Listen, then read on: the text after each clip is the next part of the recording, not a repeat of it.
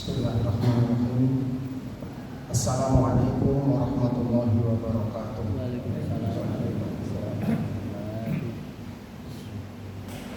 Alhamdulillah wa kafa. Wassalatu wassalamu ala nabiyil mustafa wa ala alihi wa ashabihi as-sidqi wal wafa. Asyhadu an la ilaha illallah wahdahu la syarika lah wa asyhadu anna Muhammadan abduhu wa rasuluhu la nabiyya wa la rasula ba'da. Allahumma shalli wa sallim ala nabiyyina Muhammadin wa ala alihi wa ashabihi wa man tabi'ahum bi ihsan ila yaumil amma ba'd. Ayyuhal hadirun, usikum wa nafsi bi taqwallah wa ta'atihi la'allakum turhamun. Qala Allah ta'ala fi kitabihil karim, a'udzu billahi minasyaitonir rajim. Ya ayyuhalladzina amanu taqullaha haqqa tuqatih wa la tamutunna illa wa antum muslimun. Wa qala aidan, ya ayyuhalladzina amanu qu anfusakum wa ahlikum nar. Shadaqallahu. Hadirin jamaah syukur rahimakumullah, marilah kita senantiasa meningkatkan rasa syukur kita kepada Allah Subhanahu wa taala. Syukur dari hati kita dengan meyakini bahwa hanya Allah yang memberikan rezeki dan segala yang kita butuhkan. Sumber dari kehidupan adalah Allah yang menghidupkan, yang mematikan, yang menciptakan. Itu semua adalah kehendak dari Allah Subhanahu wa taala. Kita sebagai makhluk hanya sebagai pelaksana. Kadang rencana kita tidak berjalan mulus sesuai dengan apa yang kita rencanakan. Tetapi rencana Allah itu adalah rencana yang terbaik untuk hambanya. Yang selanjutnya, kita bersyukur atas nikmat yang tidak pernah kita minta, tetapi Allah tetap berikan pada kita, yang sampai hari ini masih kita bisa merasakannya, yakni nikmat hidup. Karena dengan hidup kita masih bisa beraktivitas, kita masih bisa mengumpulkan bekal untuk mengisi kehidupan dunia kita dan untuk mempersiapkan kehidupan akhirat kita. Kemudian Allah juga masih memberikan nikmat kepada kita, yakni ditutupnya aib kita, yang sesungguhnya apabila kita dibuka aib kita, tentunya kita tidak bisa hidup dengan wajar, dengan normal, karena saking buruknya diri kita. Tapi karena sifat Rahman Rahimnya Allah, sehingga Allah masih menutup aib kita dan kita masih bisa menegakkan kepala di hadapan orang lain. Maka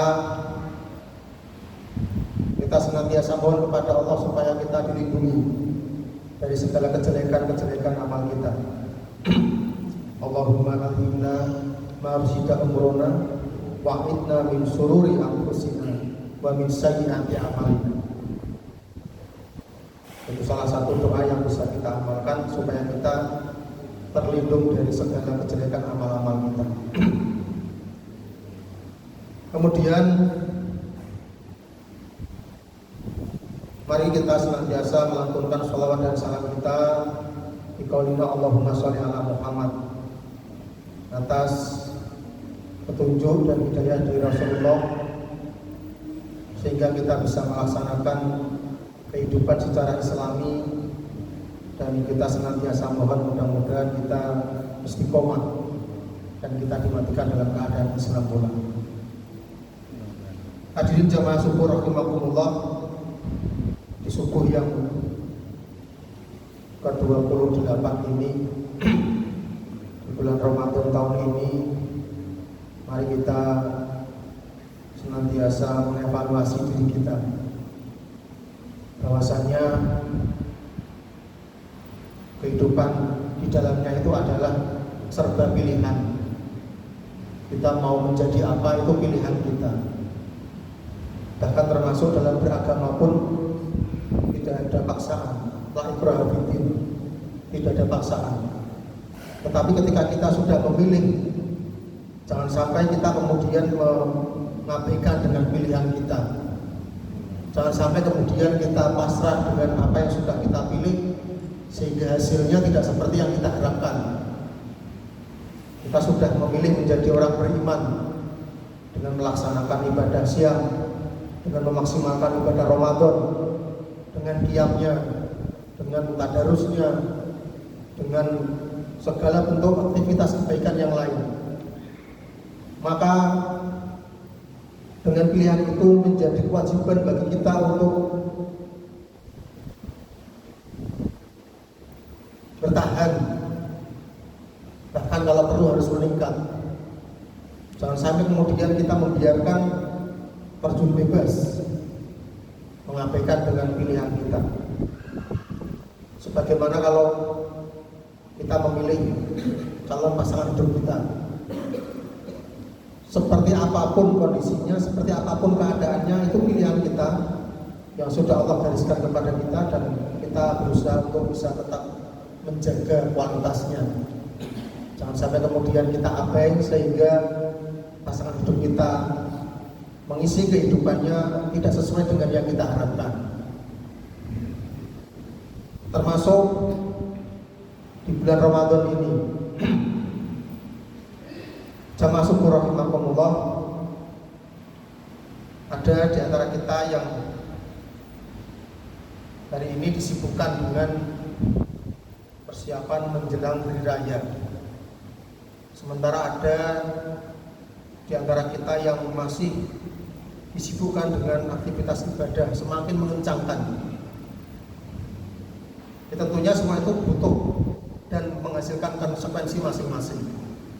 Semua itu ada efeknya masing-masing. Yang sibuk dengan persiapan hari rayanya harus memikirkan dari mana dananya, apa motifnya, apa menunya, mau kemana, dan repotnya dalam perjalanan. Itu konsekuensi yang harus dijalani. Tidak bisa kemudian memilih menyibukkan dengan persiapan hari raya sementara hanya diisi dengan tidur saja, ya tidak akan terpenuhi. Begitu juga ketika kita memilih menyibukkan dengan aktivitas ibadah, ya tentunya dengan segala konsekuensi dan segala efek.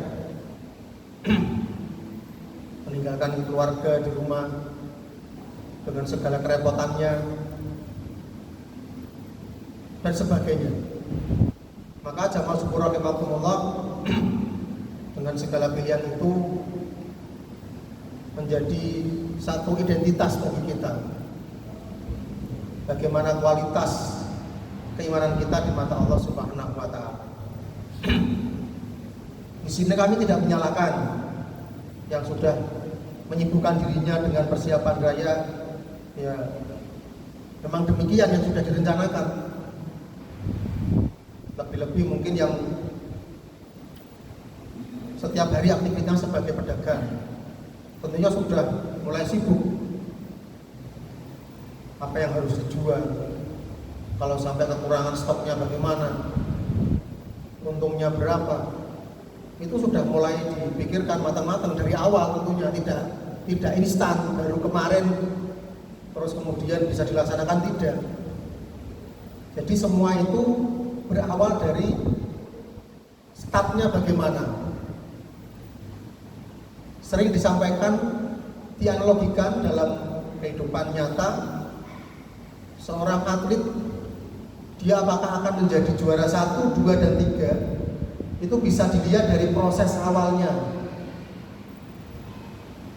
Tidak mungkin atlet itu menjadi juara 1 tanpa disertai dengan persiapan yang sungguh-sungguh. tanpa disiapkan dengan matang, tanpa dilatih, lebih berat daripada yang lainnya. Kalau hanya sekedar partisipan ya cukup, pemanasan saja cukup. Tapi ketika orientasinya menjadi juara, ya segala konsekuensi itu harus ditempuh. Karena resiko juara itu memang butuh pengorbanan. Termasuk ketika kita ingin sukses di Ramadan, kita perlu mengevaluasi bagaimana awal dulu kita pertama. Sehingga Ramadan kita sekarang seperti ini, dulu awalnya seperti apa. Itu yang harus kita evaluasi. Kalau sekarang kita masih ada sifat malas, mungkin tadarusnya sepenting satu rukun selesai, sementara ada yang mulai digas masuk sebelum Ramadan terakhir 1 hari 2 juz. Itu bagaimana dulu awalnya. Maka jemaah syukur rahimakumullah, pentingnya kita senantiasa mengevaluasi, tidak hanya sekedar merencanakan. Kita membuat plan A, plan B, plan C dan sebagainya, tapi setiap kejadian tidak pernah dievaluasi, ya sama aja bohong. Dan disitulah pentingnya kita mengevaluasi diri, supaya hari-hari kita semakin ke depan itu semakin lebih baik. Sebagaimana Allah mengatakan dalam firman-Nya, A'udzubillahi minasyaitonirrajim, ya ayyuhalladzina amanu ittaqullaha wa tanzur nafsum ma qaddamat lighad wattaqullaha innallaha khabirum bima ta'malun. Jadi memang di samping kita harus mempersiapkan ke depannya, kita juga harus menilai apa yang sudah kita lakukan. Termasuk di dalam Ramadan ini, mari kita mencoba mengingat kembali untuk menyemangati diri kita di 2 hari yang terakhir, di 3 hari yang terakhir ini. Paling tidak ada perubahan bagi yang kemarin-kemarin masih biasa-biasa saja. Di 3 hari yang terakhir ini mari kita tingkatkan lebih maksimal lagi. Rasulullah pernah menyampaikan dalam wasiatnya dari Jabir radhiyallahu anhu bahwasanya Nabi sallallahu alaihi wasallam naik ke mimbar. Ketika beliau naik ke anak tangga pertama, kedua dan ketiga, beliau mengucapkan amin. Lalu para sahabat bertanya, wahai Rasulullah, kami semua mendengar engkau berkata amin, amin, amin. Beliau menjawab, ketika aku menaiki tangga pertama, Jibril datang kepadaku dan berkata, celakalah seorang hamba yang mendapati bulan Ramadan namun dosanya tidak diampuni. Maka aku berkata amin. Dari pesan yang pertama ini, jamaah syukur rahimakumullah, goalnya di bulan Ramadan adalah ampunan Allah. Kita mau beribadah seperti apapun kualitasnya, takarannya adalah apakah kita mendapatkan ampunannya Allah. Sebagaimana kalau saya analogikan, ketika kita melihat ada seorang anak, ketika dia di masjid, dia ramai, ngompori teman-temannya untuk ramai, maka kita akan muncul persepsi, oh anak ini benar, anak ini nakal. Sebaik apapun anak ini akan berubah, image pertama itu akan seperti itu dihilangkan. Oh si anak ini bisa ini belerepol cilikane. Ini masjid gawean iki rame, acara dikumpulke kon rame. Nah, padahal si anak itu sudah tumbuh menjadi anak yang lebih baik. Tapi ketika kita bercerita si anak ini biyen cilikane iki belerepol. Nah, image itu tidak akan mudah untuk kita hapus. Padahal mungkin si anak itu sekarang sudah menjadi anak yang tawadu, anak yang patuh kepada orang tua, anak yang lebih baik, ya. Tapi image pertama itu akan sulit kita hilangkan. Sebagaimana dalam kisah Abu Nawas. Abu Nawas suatu saat pernah ngimami subuh dan dia kentut. Saking malunya, kemudian dia itu meninggalkan kampungnya bertahun-tahun gitu. Pikirannya Abu Nawas, saya akan kembali ke kampung. Ketika dia kembali ke kampung, ada seorang remaja bertanya karena mungkin jarang melihat, kakek dari mana? Saya dari kampung sini. Kakek siapa? Saya Abu Nawas. Oh, yang dulu waktu memang subuh kentut gitu. Jadi image itu tidak akan mudah untuk dihilangkan. Termasuk juga dengan Ramadan. Celakalah bagi siapa saja yang berjumpa dengan Ramadan dan dia tidak mendapatkan ampunannya Allah. Jibril berdoa demikian dan Rasulullah mengatakan amin. Ini menjadi pertanda bagi kita bahwa mari kita kencangkan ikat pinggang kita, mari kita gas ibadah kita, tujuannya adalah untuk mendapatkan ampunannya Allah. Sebagaimana di 10 Ramadan yang terakhir ini dalam riwayat dikatakan adalah itqum minan nar, yakni pembebasan dari api neraka. Tentunya ketika kita dibebaskan dari api neraka sudah melalui tahapan mendapatkan amnesti atau pengampunan. Karena tahapan amnesti atau pengampunan itu berada di Ramadan yang kedua, 10 Ramadan yang kedua. Dan ketika kita sudah lulus di 10 Ramadan yang kedua, tentunya kita berhak mendapatkan pembebasan dari api neraka dan kita mudah-mudahan mendapatkan ampunan dari Allah Subhanahu wa taala. Itu yang harus kita tingkatkan, itu yang harus kita minta. Sebagus apapun ibadah kita, kita tidak bisa mengukur karena selama ini takarannya diri kita sendiri. Kita mau sholat, rumah sana wis kusuk. Ya. Tapi ketika dilihat orang lain belum tentu. Ya. Jadi masih standarnya diri kita sendiri. Kita mau sedekah, kaya-kaya ini paling akeh menurut kita. Menurut orang lain belum tentu. Ada yang saudara kita sedekahnya dia berani miliaran. Ada yang para sahabat berlomba-lomba sedekah. Ternyata yang paling banyak adalah Abu Bakar. Dia menginfakkan semua hartanya. Sampai ditanya sama Umar, "Wahai Abu Bakar, kalau seluruh hartamu kamu infakkan, keluargamu kamu tinggali apa?" Jawabannya cukup singkat, Allah wa Rasul. Cukup Allah dan Rasulnya. Inilah derajat kualitas kesempurnaan iman seseorang. Dan Rasulullah di 10 Ramadan yang terakhir itu salah satu amalnya adalah memperbanyak sedekah, memperbanyak sedekah. Itu bisa menjadi salah satu jargon kita, mari kita maksimalkan. Kalau yang kemarin mungkin tadarusnya kurang, qiyamul kurang, maka di 10 Ramadan terakhir ini mari kita perbanyak sedekah kita. Karena mudah-mudahan dengan sedekah kita bisa menambah kekurangan-kekurangan kita di Ramadan yang kemarin tahun ini. Mungkin demikian jamaah syukur rahimakumullah pesan singkat pada kesempatan kali ini. Ini kami tujukan untuk diri kami pribadi sebagai bahan evaluasi, dan untuk jamaah sekalian, mari kita tingkatkan kualitas diri kita dalam rangka untuk mempersiapkan bekal hidup kita kembali kepada Allah Subhanahu wa taala.